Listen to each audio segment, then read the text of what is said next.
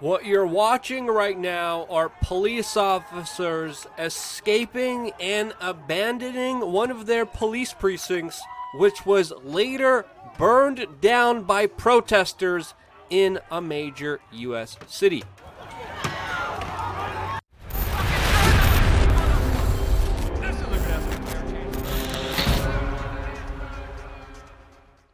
Why did the fire department and police department stand down last night? Why did they leave? Well, we're going to get into that plus a lot more in this video, as well as other allegations of potential agent provocateur activity. All of this as, of course, we have a whirlwind of breaking news that we're going to get on top of in this video, with the latest news that, of course, also affects all of us, including our own Emma, that was on the front lines yesterday live streaming and reporting, which you could see on our Facebook page. The link to that will be in the description down below. And during her reporting, she was even held at gunpoint and robbed of her video equipment. So yeah, definitely safe to say that the situation is completely out of control, to say the least. We're going to be breaking it all down here on independent media that, of course, is supported by you. Without you, these videos wouldn't be possible, so I thank you for allowing us to still be here by supporting us on wearechange.org/donate. There's many ways you could help, even ways without spending a dime. Check them out in the description down below. Now, one of the biggest and most important developing story that is happening right now is the news that the Minneapolis police officer who knelt on the man's neck has been charged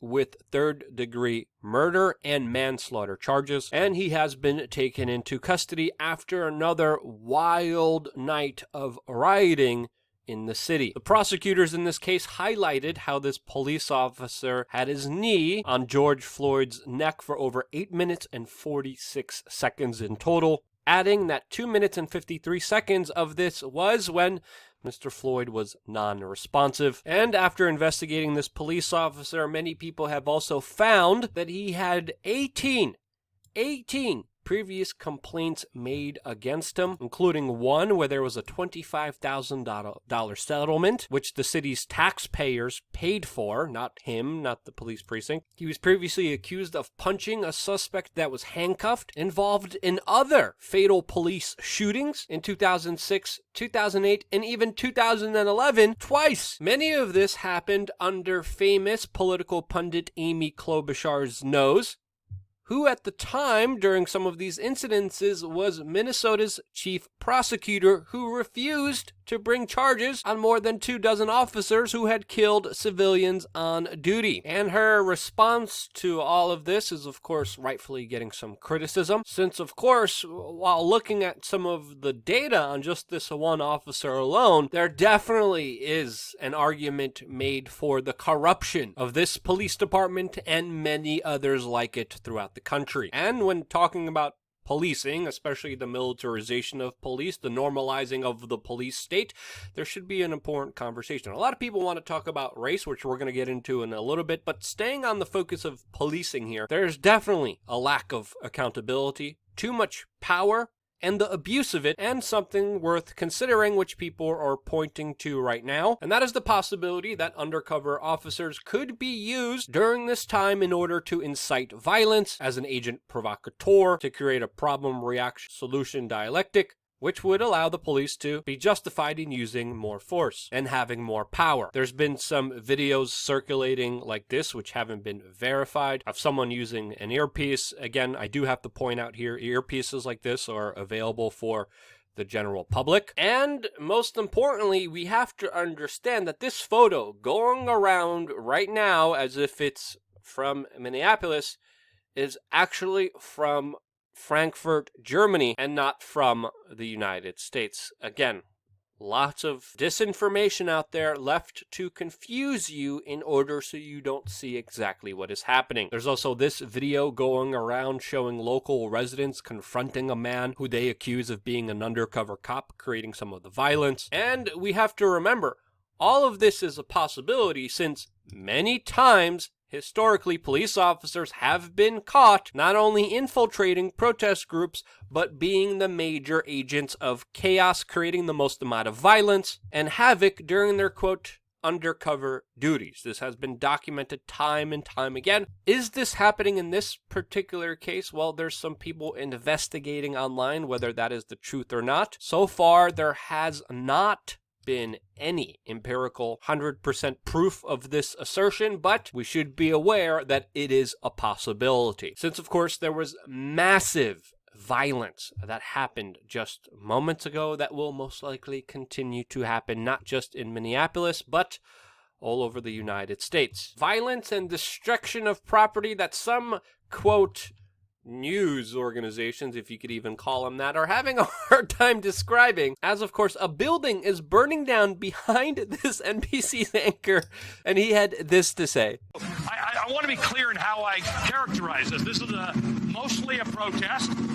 It is not generally speaking unruly, but fires have been started, and there's a crowd that. You could see the cognitive dissonance and them trying to push an agenda on all of this instead of doing what journalists are supposed to be doing, reporting on the facts. They're, of course, spinning, trying to push an emotional tone to this, a racial tone to this, while obfuscating the truth from you, and this is why we can't believe them at all. And this is why also it's important to support independent media and share this video, because YouTube punishes us for just simply talking about these issues while they promote CNN, MSNBC down your throat. Now, I don't think it should be controversial to say that destruction of private property is not a revolt against the state. And we have to understand here, yes, people are angry and they have grievances, but that doesn't require you to make up some kind of fairy tale land idea, convoluting reality to justify the destruction of properties that the public uses, including small and middle class businesses. I don't understand why that's so difficult to kind of understand here. I mean, it's common sense, right? If you think I'm wrong, let me know why in the comment section below. But for some, it's a very hard concept to grasp, as of course the Minneapolis mayor is telling people to please social distance and wear masks, as of course they protest and riot. There's some city council members and also government officials in Minneapolis that have been telling the police to stand down in order to de-escalate the situation.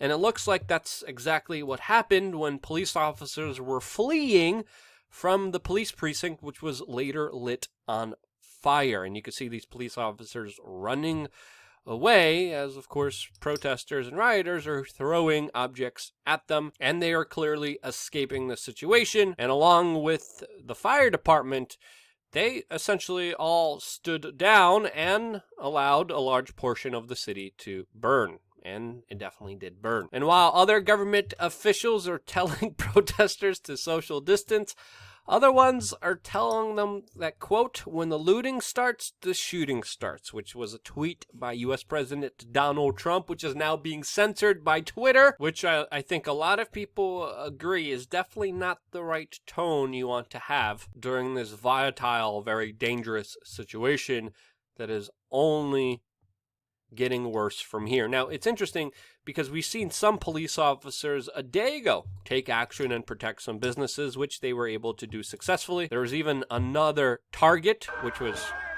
targeted. Police officers were able to intervene and stop the looting of, but it looks like some kind of stand-down order was given, as of course many officers were nowhere to be seen as businesses and residents were being burned down, which should make you ask yourself, what's going on here? And now the National Guard is being called in, and the situation is definitely expected to escalate from here. Some citizens are taking the situation into their own hands, as these 4 armed Americans, 2 white and 2 black, a day before decided to stop the looting of small businesses, while at the same time calling for police accountability, which led very sensational media organizations like the Daily Mail to call them armed redneck vigilantes, while obscuring the fact that it wasn't just 2 white rednecks that were here, which again is just another deliberate obfuscation trying to push the divide and conquer agenda against you. And we have seen this by many news organizations, including CNN themselves. But even in all of this chaos, even CNN earlier this morning was arrested for reporting the destruction that was happening because of the rioting. So even CNN ended up in jail for being, quote, journalists on the scene. Now again, hundreds of businesses are being damaged and destroyed. This was the tally just even 14 hours ago. The tally is expected to go up with how many people have destroyed their livelihoods from this. I think we could all agree that that is not a good thing. There's some people making arguments that this is only against big corporations like Target, when it's not. There's small businesses also affected here. And this should be called out. This is wrong. It's just as wrong as Jeff Bezos of Amazon looting the American people as his workers are on public assistance, as of course he gets record level tax breaks. The corporate financial looting, especially what is happening with Wall Street and the Federal Reserve, is also another form of looting that needs to be called out, and you should be disgusted just as much as you are by this looting as you are the big corporate bankster looting that is also happening right now. Again, a lot of people are trying to convolute reality and debate and argue, and I think this is definitely a time not to be divided. I think we could agree violence against individuals and their private businesses are wrong. We have seen an escalated focus on a lot of racial tension issues within the last few days. I do believe this is being weaponized. I do believe this will get out of hand if we let it, especially if the mainstream media controls the narrative and they make it a race-based one instead of an accountability injustice one. Since, of course, what better way to obfuscate any accountability than by blaming a whole race of people rather than the actual individuals that are putting in place this tyrannical police state. And again, I kept it very vague, left up to your interpretations. Whether I'm talking about black or white, it shouldn't matter. We shouldn't be divided, because when we are easily conquered. Our political ridiculous system has been enforced by force if we refuse to do what they decree on us, and it's more important than ever to not be blindsided by hate, by emotions, by mass generalizations, and it's time we understand we're going to be in deep crap, which in my opinion is being engineered, unless we wake up to the true reality of exactly what is happening and take the proper, legitimate actions. That's my take on it. I know it might be controversial, but I'm here for the conversation. Again, if you think I'm wrong in any way, if you think I'm not seeing it in a way that you're seeing it, let me know down in the comment section below. I'm here mainly because of you. I'm here to learn. I'm here to listen. And if it wasn't for you, I wouldn't be here. This is why. Love you guys. Stay tuned for more here on wearechange.org.